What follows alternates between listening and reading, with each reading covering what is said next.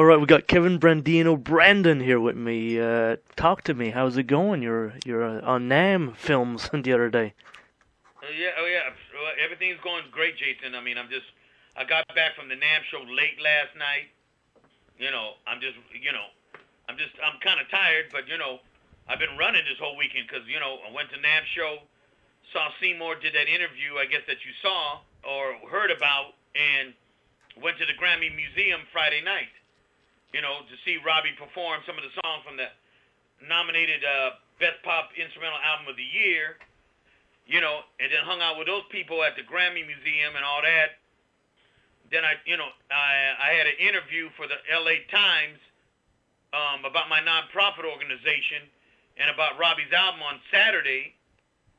And then, I went back to the NAMM show yesterday. So it's been nonstop. Very busy man you are. Well, you have to be busy, man, to get stuff done. You work really hard every day of the year, would you say?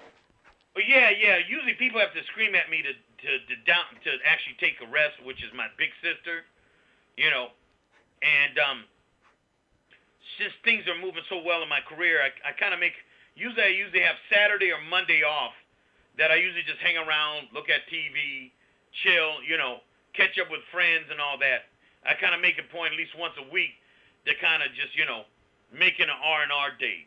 Because living in LA with all the stuff going on with the media, one of the media capitals of the world, you can burn yourself out 24/7, man. And you really, in this day of technology, you really have to give your brain, your body, your mental state of mind and physical state of mind. You need to give your body a rest, some R&R, some enjoyment, some happiness. You got to do that to keep yourself going. It's very easy to get caught up and get burned up. And I got a lot of stuff on my plate. I write for TV, reality shows that I'm writing for, with a crew of kids that I'm mentoring through my nonprofit organization. My workload as far as all the albums that been doing, Michael Jackson's record that was released, and all the Grammy records that I've done in the last couple of past years. Mary J Blige and Brandy, Jamiroquai, Joss Stone, Jamie Foxx, all those, that I had sent you, that PDF that I sent you, all those people, OUTKAST, all that, and and basically my solo career that I do, that I have with an electric bass and with acoustic bass in two diversely musical styles. So, and writing, I'm writing my second book, my Brandino melody book. I'm on my second book now that I publish. How long does it take you to publish one book, let's say? Well, the book that I do is like, it's with Sibelius is one of my endorsees. And the way my books are done, they're done so that you can use Sibelius to actually play my music, slow it down or speed it up. So it's almost like a Music Minus One or Jamie Emerson back in the day in the 60s.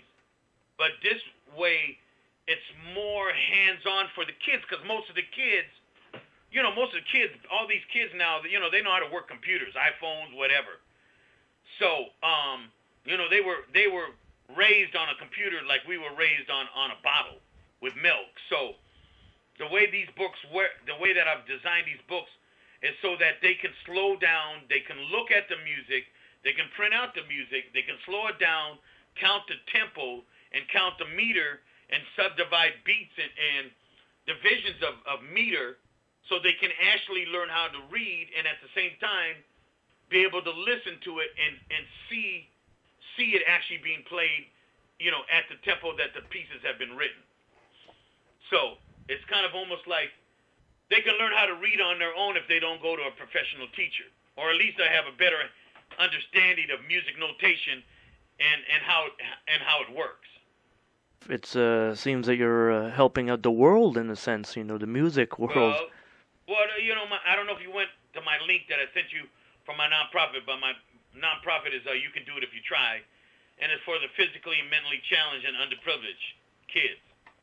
So that's kind of what's up with that, and I'm hoping the way everything's looking right now, hopefully I'm going to get me a center, a learning lab center, a physical building that I can start some of my, my educational courses and try to get some of these kids off the corner and off the street and, into, a learning lab situation that they can develop if they got musical skills, develop that so they can have a career instead of selling drugs. When did you first envision all this, goodness? That was about 4 or 5 years ago. Okay. It just takes a long time with all the money, all the different stuff with the economy of the world and all that. It's something like this is a long-term process because it's taken my notoriety in these albums to actually get probably the LA Times to finally do a story on me, and through my church, I'm finally getting some sponsorship from the preachers. I've been meeting some of the politicians in Los Angeles that have the power, possibly the funding and the power and the resources to make that happen, and to get sponsorship. It just doesn't happen overnight. But this is a long-term process because one of my music teachers in Watts, California, that I studied with at about 9 years old, he did this same situation, kind of like an outreach program in the neighborhood back in the 60s. He kind of did that from that point of view. It was kind of an outreach, try to have kids have another direction from all the mishaps in their family life or economical life or whatever. He kind of had that same program. It wasn't as extensive, but it was the same kind of philosophy. So I'm trying to pass it on to some of the kids coming out of the same neighborhoods. That's economically, nothing has changed, man. It hasn't changed at all. South Central is still South Central. Limited on resources, education, money, funding. What else is new? It hasn't changed. Just like New Orleans, when my father's was born there, my grandmother's come out of there at 18. It was there in 1890. New Orleans hasn't changed since my father was born there. And he tells me that. New Orleans is still the same way, if not more corrupt than it was when he was a kid in the 20s and 30s. It seems like a lot of things don't change. Well, some things just don't change. And usually it's, socially, economically, and politics and political. Those are usually the main factors that always make up those kind of those hurdles you got to go through. So, coming from New Orleans to South Central, it's all the same, man. Because half of my friends, they're either born there or their people come from there. It's the same thing, man. It was just translated. It was just moved from 2,500 miles from the south to the south part of the west south part of the United States. And South Central, same thing. Same kind of scenario, man. Some things never change, So, richer get richer and poorer get poorer. But I think at this point, some of the rich got bit from this last hurdle of economical strife, all you do is go forward, man. You go forward, push on, trying to find a better way and a positive way of how to, get things done in your community, and I'm having real good success. To tell you the truth, Jason, the last 3 years have been really good. They've been really blessings. Things are coming. I don't really ask for things and people give me things or whatever. Things have been real positive, and like I said, things are moving in a forward direction so that hopefully I'll be able to make a difference in my neighborhood where where I grew up. Well, it seems that it's working. The positivity is flowing. Because I've got a lot of sponsors from the NAMM show that once I get some stuff together, they're willing actually to help, and support my my dream, man. I had a lot of good conversations with a lot of people that have had relationships for like the last 10 and 20 years, man, and they told me at the show, some of the people I recapped with yesterday that they just tell me when and where, and they're willing to help out, man.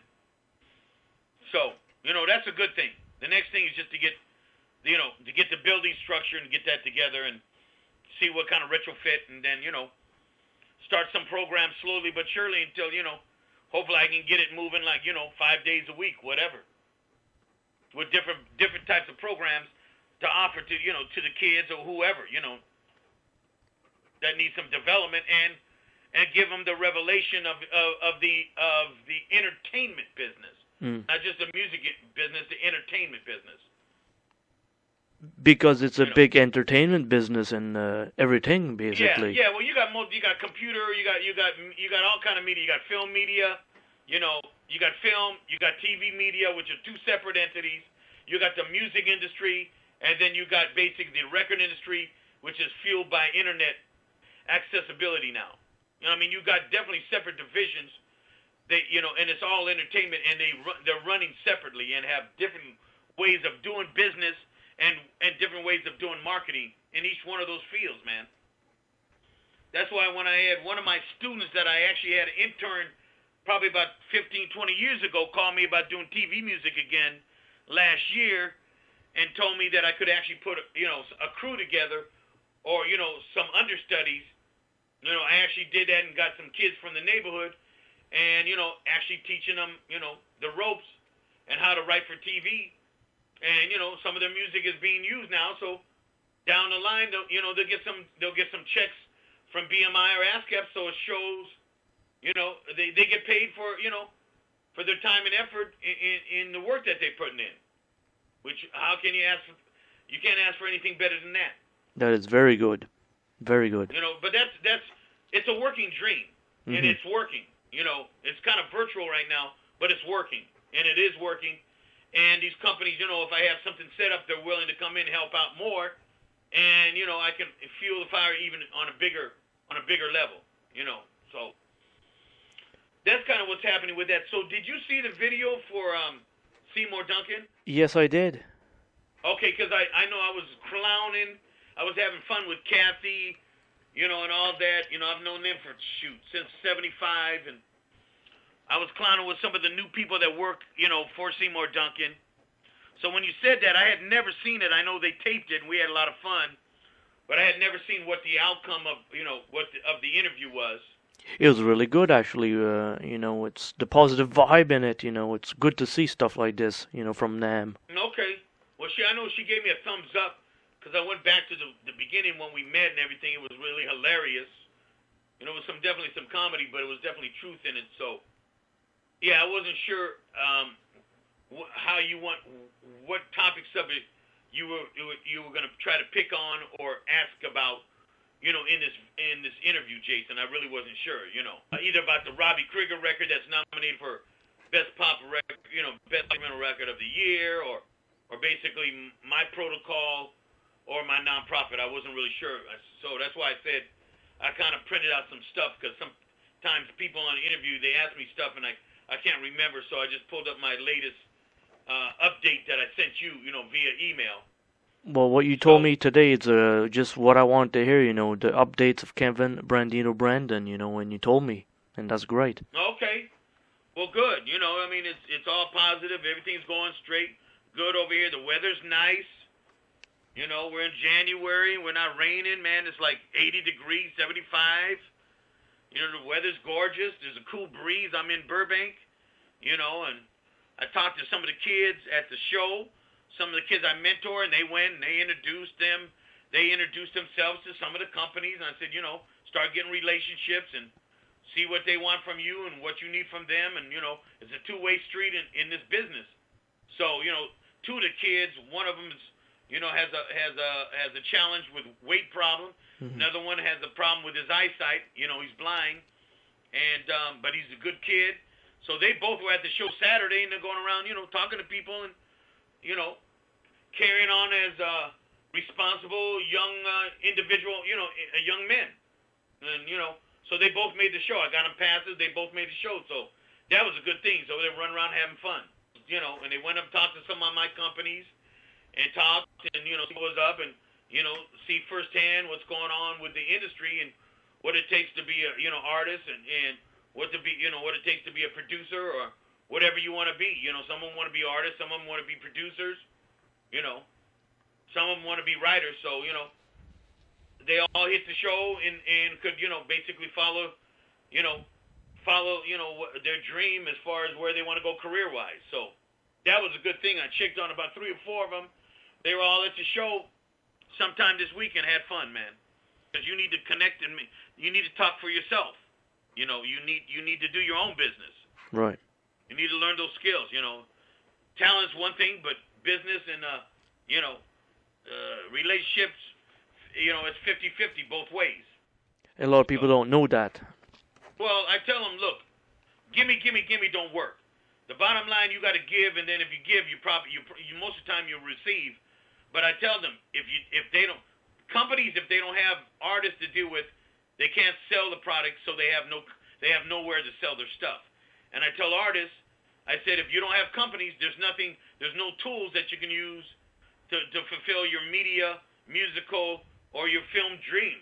So it's a two-way street. Everybody needs each other, and hopefully you have relationships that everybody's on the same. They have the same aspirations, and they understand that it's a two-way street, man. You have to have a relationship, and they both have to be positive. And if they're not, then bottom line is one or the other is going to drop, man. Mm-hmm. You know, and you're not going to have the relationship. It's a two-way street, so you got to keep that. You got to remember that. No matter, I don't care if you're at the top of the game, it's always a two-way street. So most of the time at the NAMM show, I just go see manufacturers that I've been dealing with for years and saying, hello, how you doing? Here's my updates. This is what's been happening. When you ask me what I've been doing, I can't remember, so it's in black and white, you know. Yeah. And we usually just talk, see how everybody's doing, how's business, how's sales, you know, and if they got any new products that are coming out, you know, that might be the new talk for the year in the industry, whatever part of the industry you're in. You know, it's always good to have, you know, to keep the relationships open. You know, you got to have that. For your whole total discovery, like from the beginning to now, how big you think it is, discography?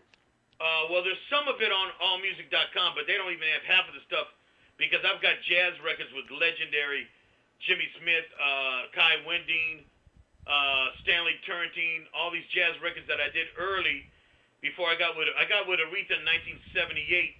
Before then, I was on a lot of albums. I was basically, even though I played electric, I basically had, I kept acoustic career basically only doing acoustic for about 10 years until 78.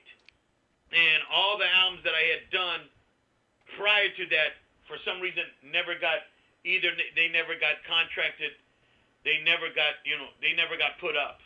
Mm-hmm. You know, and I've tried to correct that on AllMusic, but allmusic.com, but for whatever reason, they got a wall. I've scanned albums and sent it to them, and they don't get it.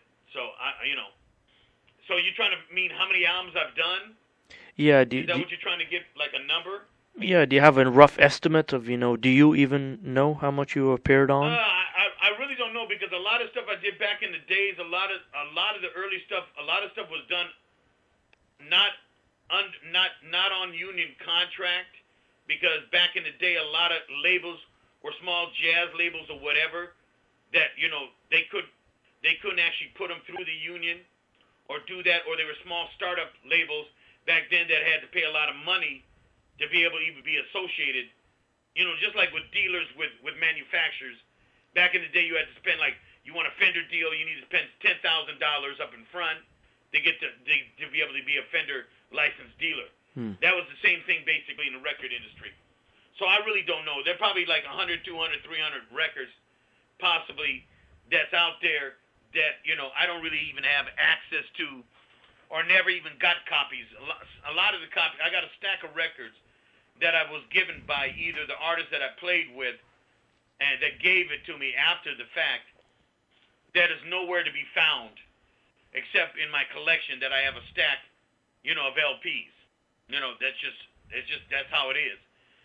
Maybe in the future somebody, if they're bought out or whatever, because a lot of companies now are have been, probably the last 10 years, have been buying out old labels or labels that nobody knows about, penny on the dollars and trying to put out catalogs. Like, let's say Oglio Records, which is the label that Robbie Krieger's on, the album that I did 10 years ago with Robbie, they actually, they're putting out that record, Cinemax.